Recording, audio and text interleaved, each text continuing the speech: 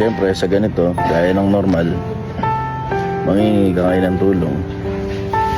Talagay ko dito yung Gcash, yung comment section. Tapos yung maliligom na pondo, pang sisimula. Tapos, pampasweldo rin sa mga empleyado. Dahil ayoko naman pakawalan yung mga empleyado dahil lang nasunog tayo, diba? Tingnan mo na lang sa buhay Pilipinas.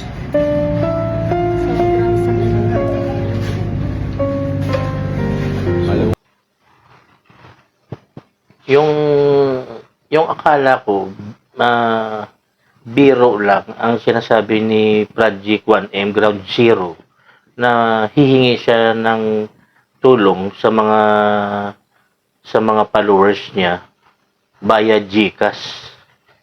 So, kung sana, kung na-voice out siya lang yon, parang atin na masabi na biro lang.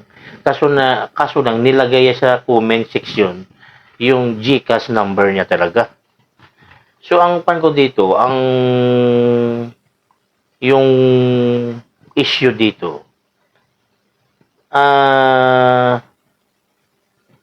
nagsimula ka sa parisan mo na nakakariton. Ngayon, sa loob ng 1 year, napalago mo. Nakapan ka ng pwesto na maganda. Lumago ang parisan mo dahil sa sipag mo o diskarte mo. At saka siguro naman, hindi naman pwede siguro dyan na pupunta ang mga viewers mo, nakakain ng pares mo na libre lang. Siyempre, natural. Magbabayad yon.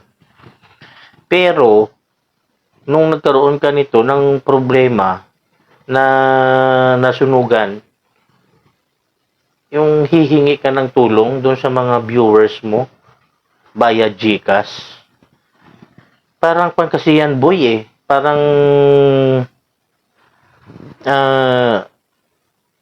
panggugulang. Kasi kung nag-asinso ka, tuloy-tuloy yung asinso mo. Wala kang may taong binigyan. Kasi hindi naman namin nakikita na ginakontent mo yung nagbibigay ka.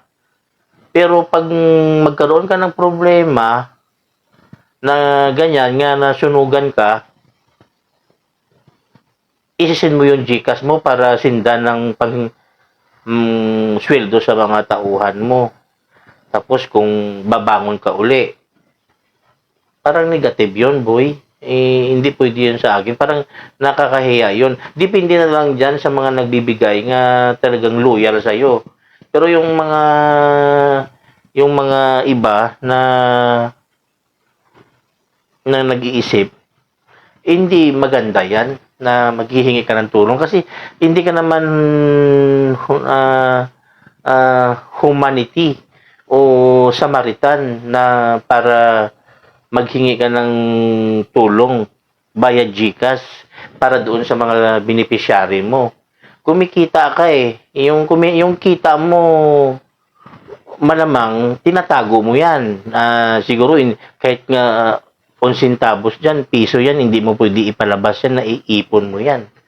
Dahil, siyempre, ayon nga sa mga content mo, kailangan mag-ipon ng pera. Iisipin ang bawat pera na lalabas. Yun lang ang punto ko dyan, boy. Huwag naman sana na pagsamantalahan mo yung mga followers mo dahil doon. Kasi mayroon din nga mga malalambot ang loob, mga puso na magbibigay yan. So, doon, hindi ko naman yan kaya pigilan. Pero, may mga tao kang nauto dyan sa ganun ng mga pamamaraan na kung mo nagbigay ka ng advice, parang maghingi ka na ng kabayaran. Huwag naman dapat ganyan, boy. Diskarte, bangon uli ng kanyang sarili kasi motivated ka eh. Kaya mo yan magbangon uli. Huwag mo lang gamitin yung GCash mo kasi nakakakuha sa mga followers yan, nakakahiya. Diba?